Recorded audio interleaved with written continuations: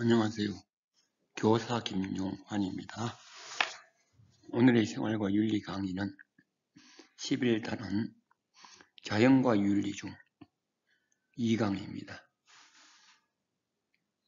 인간중심주의, 동물중심주의, 생명중심주의, 생태중심주의 중 오늘 두 번째 강의입니다. 11단원은 자연과 윤리의 단원으로서 크게 두 파트로 나눠집니다. 하나가 도덕적 고려 대상으로서 네 가지로 분리됩니다. 인간중심주의, 동물중심주의, 생명중심주의, 생태중심주의. 즉 인간이 도덕적인 고려 대상이다. 존엄한 존재다. 그 다음 두 번째가 인간과 동물까지가 도덕적 고려 대상, 즉 존엄한 존재다. 그 다음에 세 번째 생명중심, 인간과 동물과 식물까지 존엄한 존재다. 즉 도덕적 고려 대상이다. 마지막으로 생태중심주의, 모든 생명체와 생물까지 바로 도덕적 고려 대상이다는 견해입니다. 그리고 그 다음에 동양의 자연관과 그리고 환경 문제에 대한 윤리적 쟁점이 있습니다. 특히 환경 문제에 대한 윤리적 쟁점은 다시 환경 문제와 기후변화, 미래 세대에 대한 책임 윤리와 배려 윤리, 그리고 지속 가능한 개발입니다. 자, 이 단원의 중요한 것은 앞에 나온 도덕적 고려 대상 네 가지 분류 자세하게 공부해야 됩니다. 그리고 밑에 나오는 기후변화 및 책임윤리, 배려윤리 등이 중요합니다. 자, 오늘은 11단원 자연과 윤리 중 도덕적 고려 대상으로서의 생명중심과 생태중심의 자연관을 강의하겠습니다. 자, 도덕적 고려 대상 다시 한번 정리해 보죠. 자, 이 부분은 선생님이 정리해 놨으니까 여러분들 책이나 노트에 요약해 놓기 바랍니다. 이해하고 여러분들 이 부분은 암기해야 됩니다. 자, 도덕적 고려 대상. 자, 즉 내재적 가치를 지닌다. 혹은 고유한 가치를 지닌다. 혹은 그 자체가 존엄한 존재다. 같은 개념입니다. 자, 했을 때 먼저 인간중심주의는 인간만이 도덕적으로 대상이고 내재적 가치하고 존엄한 존재다 라는 겁니다. 여기 바탕되는 사상은 이분법적 사고입니다. 대표인 사상가는 베이컨, 데카르트 합리론자죠. 칸트 이런 사람이 있습니다. 그 다음 동물중심주의는 인간과 동물까지 바로 도덕적 고려 대상이다. 즉 존엄한 존재다 이런 얘기죠. 여기에 대표적인 학자는 싱어와 레근이 있습니다. 이들 각각이 어떤 개념으로서 동물까지 존엄한 존재, 즉 도덕적 고려 대상인가 이 개념을 잘 파악해야 됩니다. 싱어는 공유주의 사상을 바탕으로 쾌고 감수 능력을 지닌 동물까지 바로 존엄한 존재다. 쾌락과 고통을 느낄 수 있는 존재, 즉 동물의 일부분까지 도덕적 고려 대상이다. 싱어의 주장이고요. 레그는 삶의 주체를 갖고 있으면 자기 나름대로의 삶의 주체되는 대상들은 바로 도덕적 고려 대상이다. 한데 이 레이건은 주체로서의 개념 자체가 확대식입니다. 앞에 나오는 인간중심주의 사상가들은 삶의 주체를 이성을 지닌 존재로 해갖고 그래서 인간만이 주체가 될 수 있다라고 했는데 레이건은 이성뿐만 아니라 지각, 감각, 감정, 믿음 등 이와 같이 동물의 일부분 포유류 중심이죠. 지각하고 감정을 느낄 수 있는 그 동물까지도 삶의 주체로서 존엄한 존재다. 즉 도덕적 고려 대상이라고 생각합니다. 자, 세 번째 오늘 배울 생명중심주의는 인간, 동물, 식물까지 바로 도덕적 고려 대상이다. 즉 생명이 있는 모든 존재자는 도덕적으로 대상, 즉 존엄한 존재다 얘기죠. 여기 해당하는 사상가는 슈바이처, 테일러가 있습니다. 슈바이처의 생명 외계인 사상 중요하죠. 그 다음에 테일러는 바로 목적적인 존재들은 바로 존엄한 가치를 지닌다. 이 목적적 존재가 바로 뭐냐? 생명을 지니고 있는 모든 존재다. 자, 이 생명을 지니고 있는 모든 존재자들은 생존, 변화, 성장, 발전, 생식이라는 목적을 향하여 지향하고 움직여 나간다.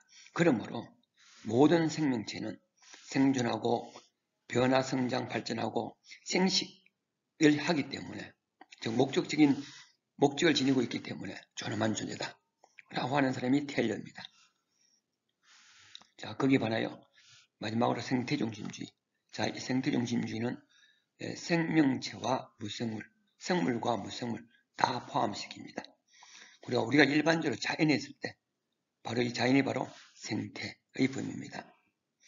자, 인간, 동물, 식물, 생물뿐만 아니라 흙이나 물과 같은 무생물도 바로 존엄한 존재다.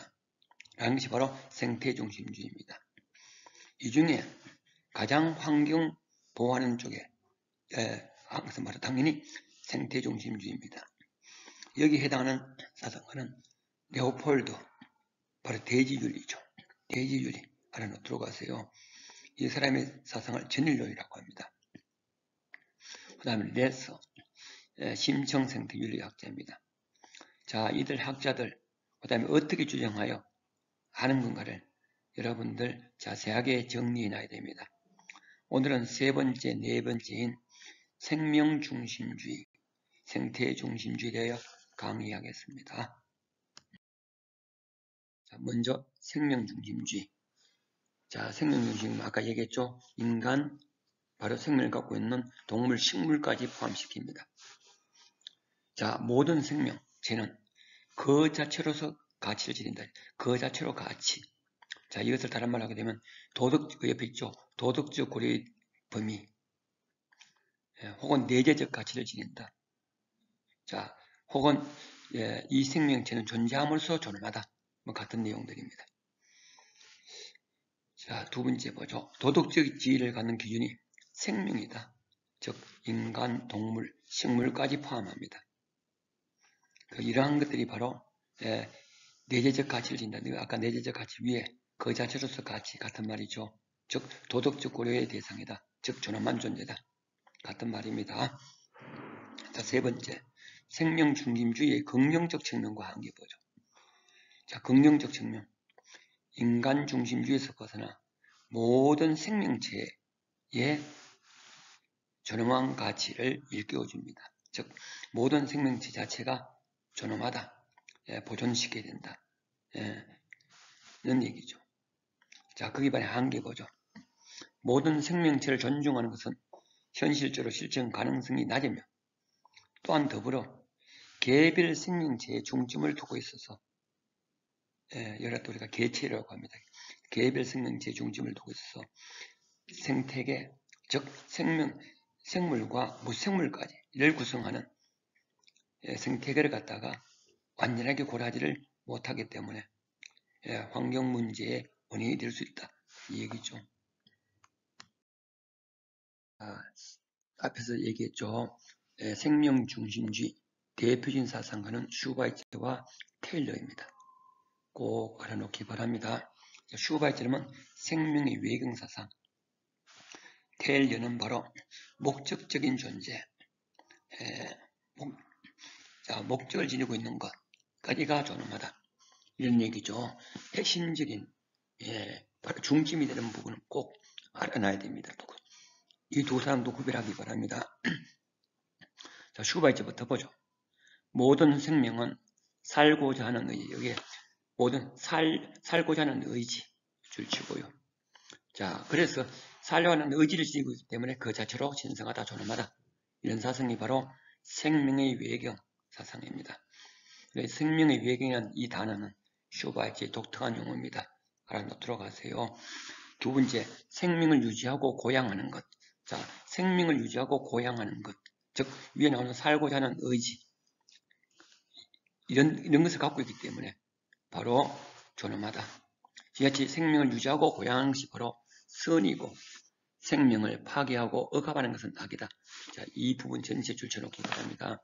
바로 수바이제 생명의 외경사상 핵심입니다.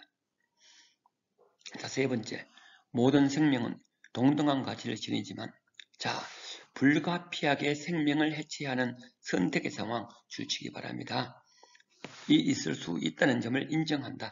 즉, 인간 자체와 다른 어떤 동물이나 식물과, 주로 동물과 부딪히겠죠. 부딪혔을 때 우리는 선택을 해야 됩니다. 했을 때 인간 중심적으로 바로 동물 자체를 갖다가 우리 생명을 위협하는 동물은 우리가 조치를 취할 수 있다겠죠. 라는 점을 인정한다는 것. 또 그러한 선택을 할 때는 그래도 도덕적 책임을 느껴야 한다고 주장합니다. 요즘 보면 동물 보호하다 보니까 멧돼지가 사람을 위협합니다. 자, 이와 같은 경우 일단 우리는 멧돼지를 죽일 수 있다 이 얘기입니다. 선택할 수 있다 이 얘기입니다. 자, 테일러 보죠. 모든 생명체는 각기 고유한 방식으로 자, 줄치세요. 자신의 생존, 존재하는 것, 그 다음에 성장과 발전, 그리고 제2세를 위한 번식이라는 목적을 지향하고 있다. 자, 무슨 목적을 하는가? 바로 생존, 성장과 발전, 그리고 번식이라는 목적을 향하기 때문에 모든 생명체는 존엄하다. 도덕적 고려 대상이다. 이런 얘기입니다. 그러한 목적을 실현하기 위하여 환경에 적응하고자 애쓰는 존재이기 때문에 모든 생명체가 목적론적 삶의 중심이고 이런 목적을 지니고 있는 모든 생명체는 도덕적 고려 대상이다. 내재적인 가치를 지닌다. 바로 테일러의 주장입니다. 자, 모든 생명체는 의식의 유무나 유용성과 관계없이 그 자체로 존재함으로써 고유한 가치를 지닌다. 고유한 가치, 내재적 가치 같은 말이죠. 인간은 이처럼 고유한 선을 지니는 생명체를 도덕적으로 고려해야 할 의무를 지니고 있다고 테일러는 주장합니다. 자, 그럼 수바이처와 테일러의 생명중심주의 조금 자료 훑어보죠. 자, 인간은 자기를 도와주는 모든 생명을 도와줄 필요를 존중하고, 자, 생명을 도와줄 필요성 앞에서 나왔죠. 생명을 유지하고 고양하는 것이 선이다. 이 얘기죠. 바로 슈바이처입니다.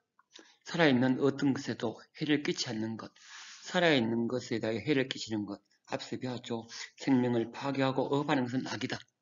자, 여기에 생명을 유지하고 고양하는 데 도움이 되는 것은 선이고, 생명을 파괴하고 억압하는 것은 악이다. 이게 바로 생명의 외경사상입니다. 이 부분 개념 갖고 슈바이처의 지문을 찾아내야 됩니다. 자, 부끄러워할 때에만 비로소 진정으로 윤리적이다. 그 다음에 여러분들 이거 또 그 다음 말 알아놓기 바랍니다. 인간은 이 생명 혹은 저 생명이 얼마나 가치 있는 것으로서 동정을 받는지에 대하여 묻지 않으며, 즉 이 생활이 효용성이 있느냐, 가치가 있느냐, 이런 큰 의미가 없다. 존재함으로써 존엄하다 얘기죠. 또한 그것이 느낄 수 있는 능력이 있는지 없는지, 있다면 얼마나 느낄 수 있는지를 묻지 않습니다. 이러한 점은 중요하지 않습니다. 생명 자체를 유지하는 그 자체로서, 존재함으로써 존엄하다. 이것이 바로 슈바이처 생명의 외경사상입니다. 자, 문화와 윤리는 바로 슈바이처의 주된 책이죠. 자, 두 번째 지문 봅니다. 생명체가 목적론적인 상. 모든 생명체가 목적론적이다. 앞서 배웠죠. 테일러입니다. 중심이란 것은 그것의 외적 활동뿐만 아니라 내적 활동이 목적지향적이다. 생명체는 목적지향적이기 때문에 존엄하다. 이 어떤 목적인가 알아야 되겠죠. 생존, 성장, 발전, 그리고 번식이죠. 번식을 이런 목적을 향하여 나아가고 있다. 지향하고 있다. 그러므로 존엄하다. 이 목적이 무엇인가? 생존하는 것, 그 다음에 성장 발전하는 것, 그리고 번식하는 것. 자, 밑에 보죠. 그것이 자신의 생존을 유지하고 생존, 자신의 종을 재생산, 바로 뭡니까? 번식이죠. 그러나 변하는 환경에 적응하는 것, 바로 성장 발전이죠. 하는 생명의 활동을 성공적으로 수행해주는 항상적인 경향성, 항상 이런 목적을 지향하고 나아간다 이런 얘기죠. 항상적인 경향성, 생존하고 그 다음에 변화, 발전하고 성장하고 그리고 생식하는 것, 이런 목적을 향하여 계속 나아가고 있다 이거죠. 생명체가 목적론적 활동의 중심이 되게끔 하는 것은 자신의 선을 실현하도록 방향지어진 유개체의 작용이 갖는 일관성과 통일성이다. 자, 여기 일관성과 통일성, 바로 여기는 항상적인 경향성 같은 말이죠. 테일러 얘기입니다. 자, 슈바이트는 생명이 그 자체로 선이다. 그렇죠? 생명이 유지하는 것은 선이고 생명 자체가 억압하고 파괴하는 것은 악이다. 그런 개념이 나오면 슈바이처 생명 외경사상 본래적 가치를 지니고 있으므로 모든 생명을 존엄해야 한다고 주장하였다. 그는 인간이 살아남으려면 다른 생명을 해치는 것이 불가피할 때도 있는데 이러한 상황에서도 함부로 죽이지 말고 도덕적인 양심을 가져야 된다라고 주장합니다. 자, 테일러는 모든 생명체가 목적론적 삶의 중심, 아까 목적이 뭐랬습니까? 생존, 그리고 성장과 발전, 그리고 번식이죠. 목적론적 삶의 중심으로서 고유한 선적, 내재적 가치를 지닌다고 봅니다. 생명체를 도덕적으로 고려하고 존중해야 한다고 주장하였습니다. 테일러에 대해서 조금 더 알아보죠. 테일러의 자연 존중의 4가지 의무. 자, 이 부분은 이해하고 또 여러분들 좀 암기하기 바랍니다. 자연 존중의 4가지 의무.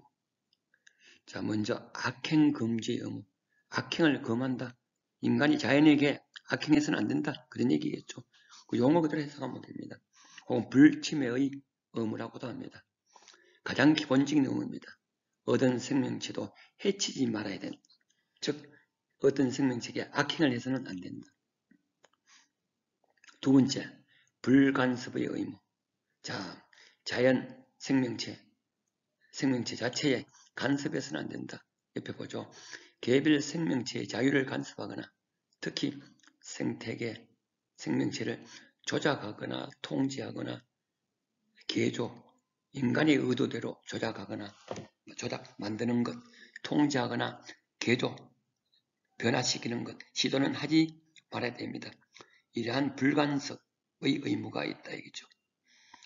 세 번째, 성실의 의무, 혹은 신의 믿음이죠. 믿음의 의무. 자, 이 부분은 조금 여러분들 잘 알아놓기 바랍니다. 나머지 악행금지, 불간섭 전부 다 그 자체 내에 의미가 있기 때문에 쉽게 연결할 수 있습니다. 그러나 요거 성실, 신이란 것은 바로 무엇인가? 옆에 보죠. 인간이 즐거움과 향락을 위해 야생동물을 사냥, 낚시하거나 덫을 놓는 등의 줄 수 있어요. 기만행위.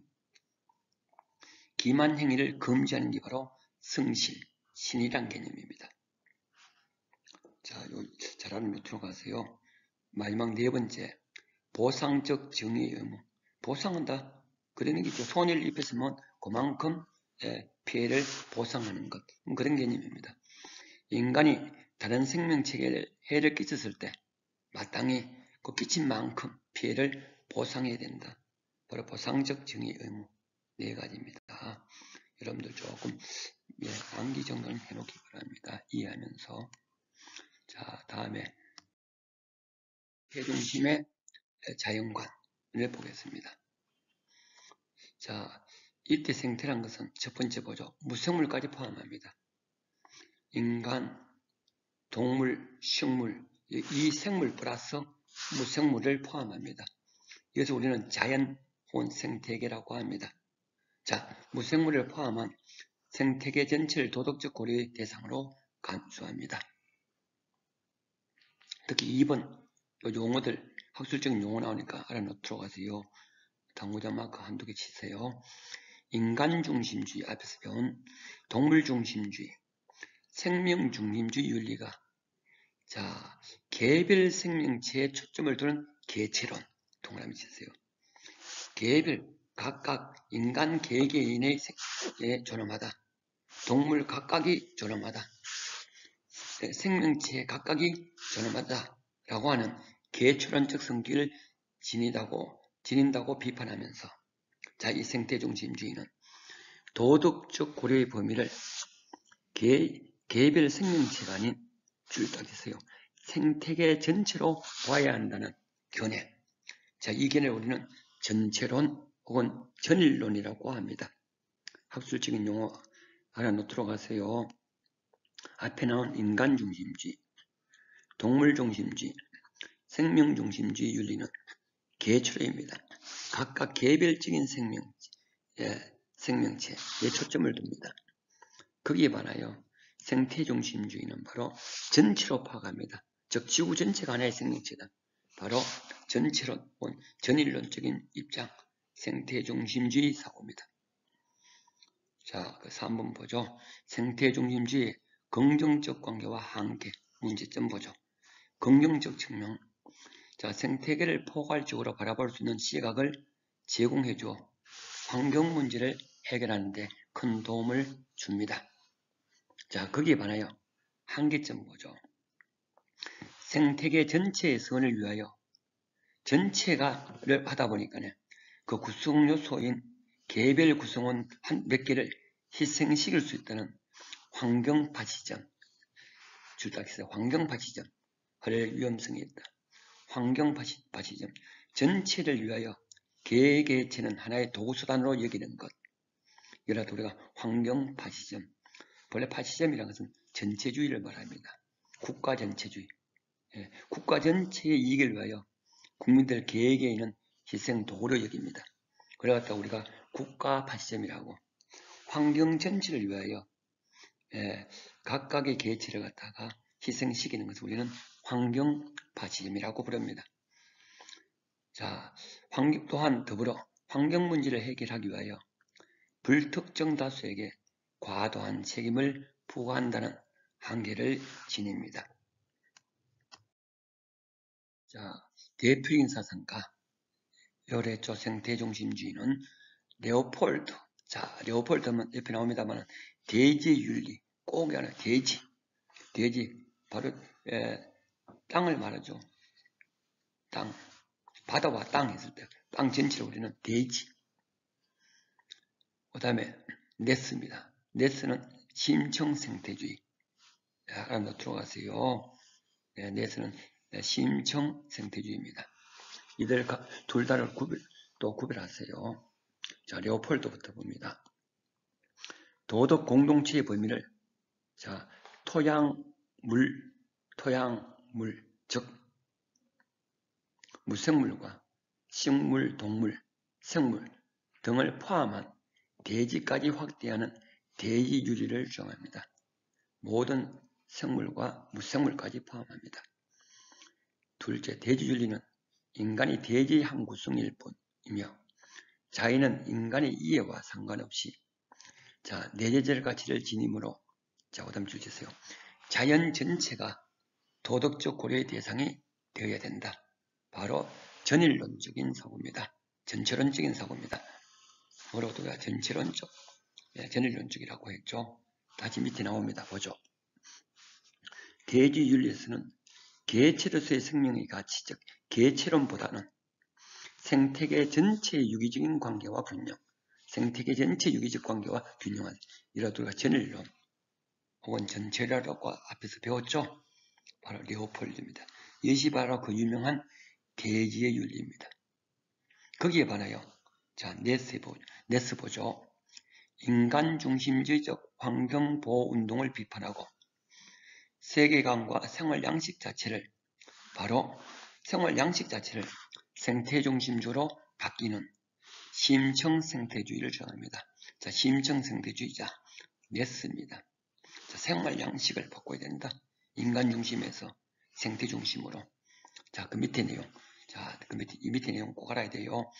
자신을 자연과의 상호 연관 속에서 존재하는 것으로 이해하는. 자, 주세요. 큰 자아실현과 모든 생명체를 상호 연결해주는 전체 평등한 구성으로서 보는 생명중심적 평등. 꼭 알아주세요. 큰 자아실현, 모든 생명 자체가 평등하다는 생명중심적 평등, 이 두 가지 용어, 바로 네세의 심층생태주의 사상입니다. 우리 개개체들은 바로 작은 자아실이고요. 각각 이것은 바로 큰 자아실은 모든 생명체를 상호 연결한 전체 평등한 구성으로서 보는 생명중심적 평등을 제시합니다. 이것이 바로 네세의 심층생태주의입니다. 자, 조금 더 자세하게 알아보겠습니다. 자, 레오폴드의 대지윤리. 대지윤리 그러면 레오폴드. 대지윤리는 단순히 이 공동체의 범위를 토양, 물, 무생물이죠. 식물과 동물, 즉 생물이죠. 모두를 포괄하여 토지를 포함하도록 확장하는 것이다.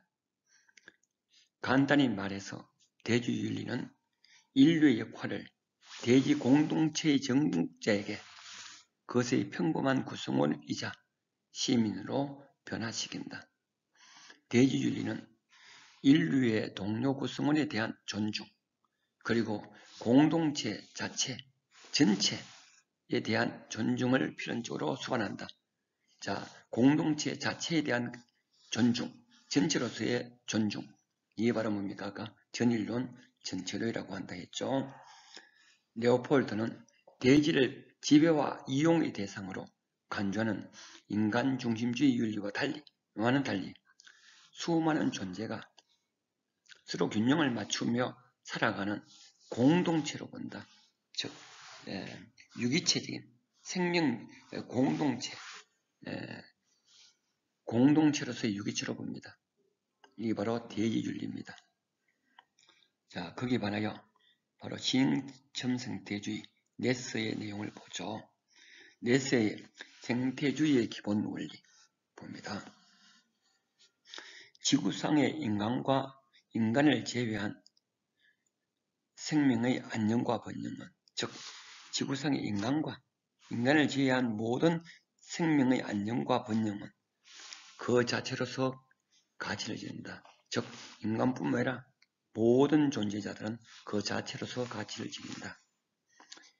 자, 이 가치들은 자연계가 인간의 목적을 위하여 얼마나 유용한가, 도구로서 유용한가 하는 문제와는 독립됐다. 상관이 없다. 모든 존재자가 인간에게 도움이 되느냐 수단으로서 하는 그런 유용성이나 효용성하고는 아무리 상관이 없다. 그 자체들이 존재함으로써 존엄하다. 이 얘기입니다. 두 번째, 생명체의 풍부함과 다양성. 줄여주세요. 모든 생명체의 풍부함과 다양성은 이러한 가치 실현에 이바지하며 또한 그 자체로서 가치를 지닌다. 세 번째, 인간들은 생명 유지에 필요한 것들을 만족하기 위한 경우를 제외하고는, 자, 인간 자체가 생명 유지에 필요한 것, 그것을 제외하고는 이러한 모든 자연의 풍부함과 다양성을 감소시킬 권리가 없다. 인간이 생명의 위협을 받을 때, 생존의 유지에 필요한데 그때만이 자연을 우리가 이용할 수 있지만 그 외에는 이와 같은 자연의 풍부함과 다양성을 감소시킬 그런 권리가 인간에게는 없다는 얘기입니다. 자, 이것이 바로 네세의 심층생태주의입니다. 네세의 심층생태주의의 기본 원리를 8개로 제시합니다. 그는 이런 기본 원리에 동의하는 사람이라면 직접 간접적으로 필요한 변화를 실행할 의무를 지니고 있다고 봅니다. 자, 그럼 지금까지 배운 내용을 약간 정리해보죠.